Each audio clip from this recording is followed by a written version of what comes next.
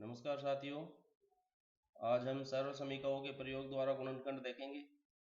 इससे पहले एक वीडियो मैंने यूट्यूब पर बनाकर और टेलीग्राम पर भी आपको शेयर किया था। वो टेक्निकल प्रॉब्लम थी तो उसको सोल्व करके मैंने बताया था, उसी पर आधारित अपन सवाल को देखेंगे। देखिए, हमने ये पहले 4 सर्व समीकरण देखी थी। ए प्लस बी का होल स्क्वायर बराबर ए स्क्वायर प्लस का 2ab प्लस का बी स्क्वायर, ए माइनस बी का होल स्क्वायर बराबर ए स्क्वायर माइनस का 2ab प्लस का बी स्क्वायर, ए प्लस बी गुणा ए माइनस बी योग और अंतर के रूप में, तो वर्गों के अंतर के रूप में अपने को प्राप्त हुआ था ए स्क्वायर माइनस का बी स्क्वायर। फिर एक्स प्लस ए गुणा एक्स प्लस बी, जो एक्स स्क्वायर प्लस ए प्लस बी गुणा एक्स प्लस ए बी, दोनों पदों का योग और दोनों पदों का गुणनफल। इसको हमने देखो थोड़ा शब्दों में भी लिखने का प्रयास किया था। प्रथम पद प्लस द्वितीय पद का वर्ग है, वो हमें प्रथम पद का वर्ग प्लस 2 गुणा प्रथम पद गुणा द्वितीय पद प्लस द्वितीय पद का वर्ग प्राप्त हुआ। इसी तरीके से इसको भी हमने शब्दों में कहा था। एक उदाहरण लेकर चलते हैं अपन। X square plus 8x plus 16, तो x square plus 8x plus 16 हमने लिया है। अब हमें पता कैसे चले कि इसमें कौन सी सर्व समीकरण को उपयोग में लेना है। तो देखिए, इस सर्व समीकरण पर नजर डालिए। यहाँ पर तीनों पद प्लस में, यहाँ पर एक पद माइनस में, यहाँ पर योग और अंतर में है और वर्गों का अंतर माइनस में।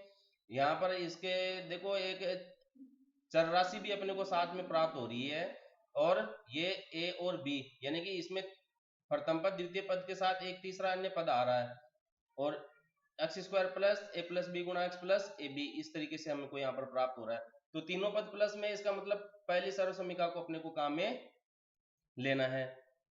ठीक है, तो देखिए सर्व समीकरण एक के उपयोग से। सर्व समीकरण एक है क्या, इसके लिए देखो सबसे पहले अपने को क्या करना पड़ेगा, प्रथम पद और द्वितीय पद का आप पता कर लीजिए कि प्रथम पद क्या है, द्वितीय पद क्या है। जो पहली राशि है वर्ग के रूप में, उसको आप प्रथम पद मान लीजिए। तो प्रथम पद x है, क्योंकि प्रथम पद का वर्ग और द्वितीय पद का वर्ग, जैसे ए स्क्वायर बी स्क्वायर लिख दूं मैं। दो राशियां वर्गों में होगी, वो प्रथम पद और द्वितीय पद के रूप में जानी जाएगी। दो राशियां वर्गों के रूप में होगी, उनको प्रथम पद और द्वितीय पद के रूप में जाना जाएगा। अब पहले लिखी है राशि वर्ग के रूप में एक्स स्क्वायर, तो इसको अपन प्रथम पद मान लेते हैं x। ओके, अब इसमें दूसरा पद वर्ग में नजर ही नहीं आ रहा है, तो इन दो पदों में एक ऐसी राशि होगी जिसको अपन वर्ग के रूप में लिख सकते हैं। देखिए 8x, 8 को भी नहीं बदल सकते, 2 गुणा 2 गुणा 2, 4 दूनी 8, 2 की घात 3 तो लिख सकते हैं 8 को, लेकिन 2 की घात 2 नहीं लिख सकते। अब देखो 16 बचा, तो 16 को क्या लिख सकते हैं, 4 गुणा 4 लिख सकते हैं। इसका मतलब आधार समान होने पर घातें जुड़ जाती है, तो 4 की घात 2, तो ये वर्ग के रूप में हो गया। तो द्वितीय पद क्या मिल गया अपने को, 4। ये लीजिए, यहीं पर ही आप प्रथम पद और द्वितीय पद की पहचान होते ही आपका गुणनखंड भी हो गया है। तो सर्व समीकरण जो ये व्यंजक था, इसको अपन किस रूप में लिख सकते हैं, हमने इसको इस रूप में लिखा, एक्स स्क्वायर प्लस 2 गुणा 4 गुणा एक्स प्लस 4 का स्क्वायर। इसको फिर देख लीजिए, प्रथम पद का वर्ग प्लस 2 गुणा प्रथम पद गुणा द्वितीय पद, वही लिखा है अपन ने, और कुछ भी नहीं लिखा है नया। अब देखिए इसका जो गुणनफल हमें प्राप्त हो रहा है पूरा 4 दूनी 8x, वो का वही प्राप्त हो रहा है। तो हमने 8x को का स्वरूप बदलकर यहाँ पर लिखा है, और कुछ नहीं लिखा, और 16 का भी स्वरूप बदलकर यहाँ लिखा है। इसकी सहायता से हमें इसको समझने में सहायता प्राप्त हो जाती है। तो देखिए, प्रथम पद प्लस द्वितीय पद का वर्ग, प्रथम पद प्लस द्वितीय पद का वर्ग हो गया, क्योंकि हमने प्रथम पद और द्वितीय पद की पहचान कर ली, तो ये लिख सकते हैं, ये लिख दिया। तो ये इसकी घात 2 है, आधार समान होने पर घातें जुड़ जाती है, वो बात अलग है। अब इस आधार पर घात 2 है, इसका मतलब इस आधार को 2 बार गुणा करके लिख सकते हैं। तो ये आपका आंसर हो गया, ये इसका ये गुणनखंड हो गया। देखिए यहाँ पर 3 पद थे और यहाँ पर ये एक ही पद प्राप्त हो रहा है। गुणा में जितनी भी राशियां होती है गुणनफल में, वो सब एक पद के रूप में जानी जाती है। ठीक है, अब अपन एक दूसरा उदाहरण लेकर चलते हैं। 4y स्क्वायर माइनस का 12y प्लस का 9।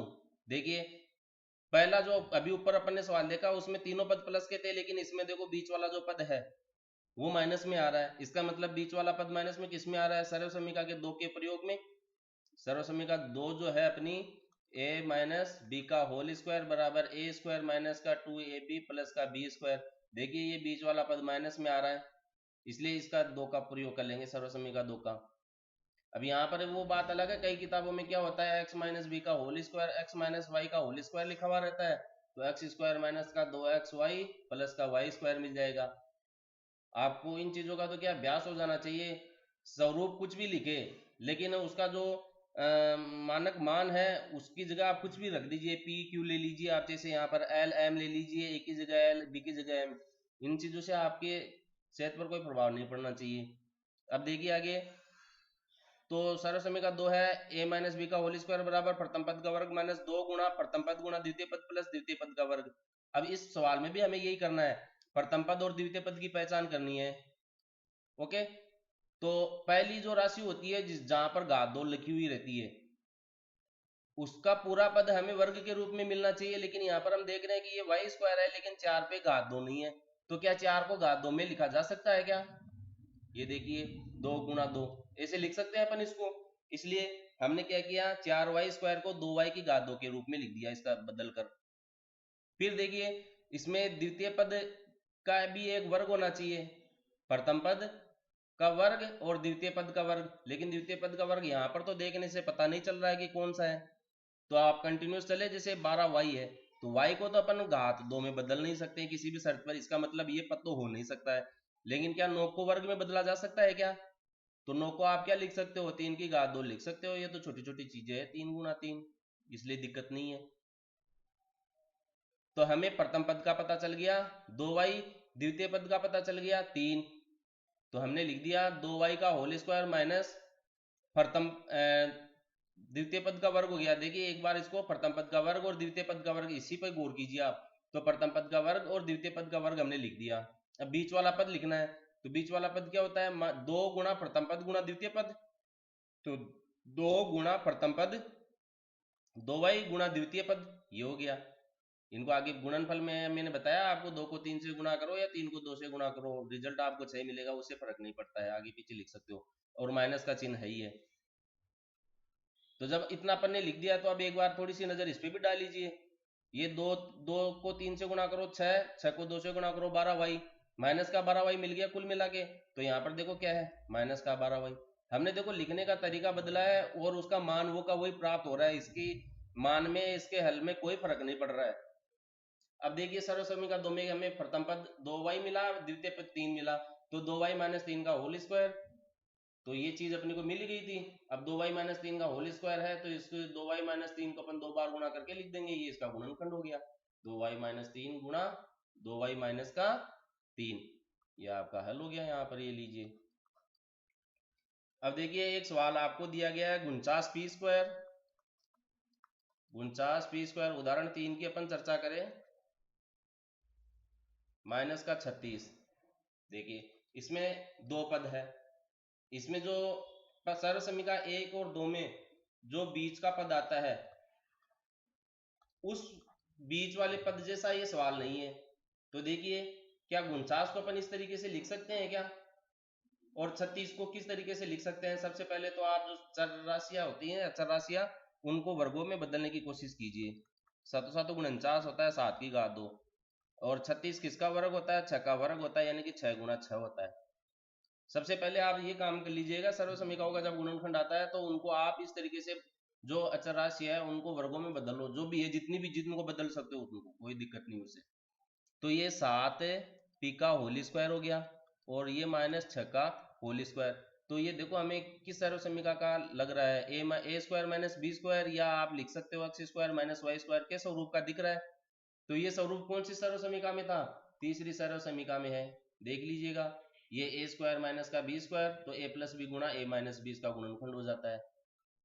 तो हम यहाँ पर लिख देंगे सर्व समीकरण 3 के प्रयोग से, सर्व समीकरण 3 के प्रयोग से, तो a प्लस बी प्रथम पद प्लस द्वितीय पद गुणा प्रथम पद माइनस द्वितीय पद बराबर प्रथम पद का वर्ग माइनस द्वितीय पद का वर्ग। तो ये तो अपने को मिल ही रहा है, प्रथम पद कितना है 7p और द्वितीय पद कितना है 6, तो गुणनखंड क्या हो जाएगा, इसलिए गुणनखंड क्या होगा, प्रथम पद 7p प्लस 6 गुणा 7p माइनस 6, ये आपका आंसर हो गया। ये लीजिए, सबसे महत्वपूर्ण बात यही है प्रथम पद और द्वितीय पद की पहचान करना। अब चौथी सर्व समीकरण पर आधारित है गुणनखंड को अपन नेक्स्ट वीडियो में लेंगे। धन्यवाद।